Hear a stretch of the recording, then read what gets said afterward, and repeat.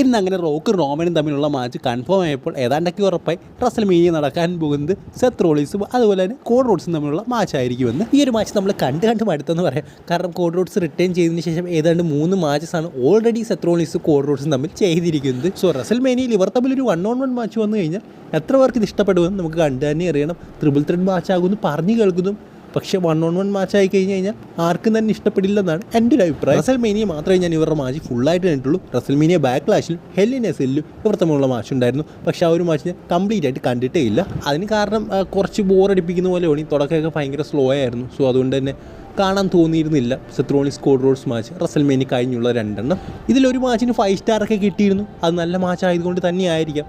പക്ഷേ എൻ്റെ ഒരു അഭിപ്രായം എനിക്ക് ഈ ഒരു മാച്ച് കാണാൻ ഒട്ടും ഇഷ്ടമല്ല. സെത്ത് റോളിൻസ് കോഡി എന്തോ ഒരു റസൽമേനിയ ടൈപ്പ് ഒരു ഷോയിൽ പറ്റിയൊരു മാച്ചാണെന്ന് എനിക്ക് തോന്നുന്നില്ല. നമ്മൾ ഓൾറെഡി 3 വട്ടം കണ്ടു കഴിഞ്ഞു. ഇനി റസൽമേനിയ 40 ഈ ഒരു മാച്ച് വെച്ച് കഴിഞ്ഞാൽ ഭയങ്കര ബോറായിരിക്കും. പക്ഷേ ഒരാളെ കൂടെ ആഡ് ചെയ്ത് കഴിഞ്ഞാൽ വേറെ ലെവലായിരിക്കും. വേറെ ലെവലല്ലെന്നല്ല, കുറച്ച് നല്ലതായിരിക്കുമെന്ന് എനിക്ക് തോന്നുന്നു. എടുത്ത് പറയേണ്ട ഒരു കാര്യം എന്ന് പറയുന്നത് സെത്ത് റോളിൻസും കോഡ് റോഡ്സും തമ്മിലുള്ള സ്റ്റോറി ഇപ്പോഴെങ്ങും വില തുടങ്ങുന്നത് ഏതാണ്ട് 2010 2010 നടന്ന സ്മാക്ക് ഡൗണിൻ്റെ ഒരു ഡാർക്ക് മാച്ചിലാണ് കോഡ് റോഡ്സും സെത്ത് റോളിൻസും ആദ്യമായിട്ട് ഏറ്റുമുട്ടുന്നത്. ആ ഒരു ആദ്യത്തെ മാച്ച് വിജയിക്കുന്നത് കോഡ് റോഡ്സ് ആണ്. എടുത്ത് പറയേണ്ട കാര്യം എന്ന് പറയുന്നത് സെത്ത് റോളിൻസിന് ആ ഒരു സമയത്ത് WWE സൈൻ ചെയ്തിട്ടേ ഉണ്ടായിരുന്നുള്ളൂ. പിന്നെ രണ്ടാമത് ഇവർ തമ്മിൽ മാച്ച് നടക്കുന്നത് 2012 സ്മാക്ക് ഡൗണിൻ്റെ ഒരു എപ്പിസോഡിലായിരുന്നു.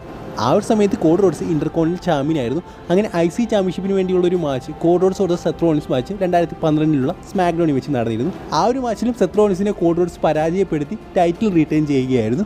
അത് കഴിഞ്ഞ് അവർ സിംഗിൾസ് മാച്ചിലൊന്നും പങ്കെടുത്തില്ല. ടാഗ് ടീം മാച്ചസിൽ അവർ അങ്ങോട്ടും ഇങ്ങോട്ടും ഏറ്റുമുട്ടിയിരുന്നു. 2013 നമ്മൾ കണ്ടതാണ് ഷീൽഡ് വേഴ്സസ് റോഡ്സ് സ്റ്റോറി ലൈനും. ആ ഒരു സമയത്ത് കോഡ് റോഡ്സിന്റെ tag team partner gold dust ആയിരുന്നു. അതുപോലെ തന്നെ ആ ഒരു സമയത്ത് സെത്ത് റോളിൻസിന്റെ ടാഗ് ടീം പാർട്ണർ കൂടുതലായിട്ട് റോമൻ റീഡ്സ് ആയിരുന്നു. അങ്ങനെ എനിക്ക് 2013 ബാറ്റിൽ ഗ്രൗണ്ടിൽ ഇവിടെ തമ്മിൽ ഒരു ടാഗ് ടീം മാച്ച് ഉണ്ടായിരുന്നു. ഈ ഒരു ടാഗ് ടീം മാച്ചിന് ഒരു പ്രത്യേകത ഉണ്ടായിരുന്നു. ഈ ഒരു മാച്ചിൽ റോഡ്സിന്റെ ടീം, അതായത് കോഡ് റോഡ്സും ഗോൾഡ് ഡസ്റ്റും തമ്മിലുള്ള ആ ഒരു ടീം പരാജയപ്പെട്ട് കഴിഞ്ഞാൽ അവർക്ക് അവരുടെ ജോബ് നഷ്ടപ്പെടും. അതുപോലെ തന്നെ ഡസ്റ്റിൻ റോഡ്സിൻ്റെ ജോബ് നഷ്ടപ്പെടും. അതായത് റോഡ്സ് ഫാമിലിയുടെ ജോബ് തന്നെ നഷ്ടപ്പെടും ഷീൽഡുമായിട്ട് പരാജയപ്പെട്ട് കഴിഞ്ഞാൽ. സോ ആ ഒരു മാച്ചിൽ ഗോൾഡ് ഡസ്റ്റ് കോഡ് റോഡ്സും സെത്ത് റോളിൻസിനെ റോമൻ റീഡ്സിനെ പരാജയപ്പെടുത്തുകയായിരുന്നു. ബാറ്റിൽ ഗ്രൗണ്ട് കഴിഞ്ഞ് തൊട്ടടുത്ത ദിവസം തന്നെ മൺഡേ നൈറ്റ് റോയിൽ ഇവർ തമ്മിലൊരു ടാഗ് ടീം ചാമ്പ്യൻഷിപ്പ് മാച്ച് ഉണ്ടായിരുന്നു. ആ ഒരു ചാമ്പ്യൻഷിപ്പ് മാച്ചും കോഡ് റോഡ്സും അതുപോലെ ഗോൾഡ് ഡസ്റ്റും വിജയിക്കുകയായിരുന്നു.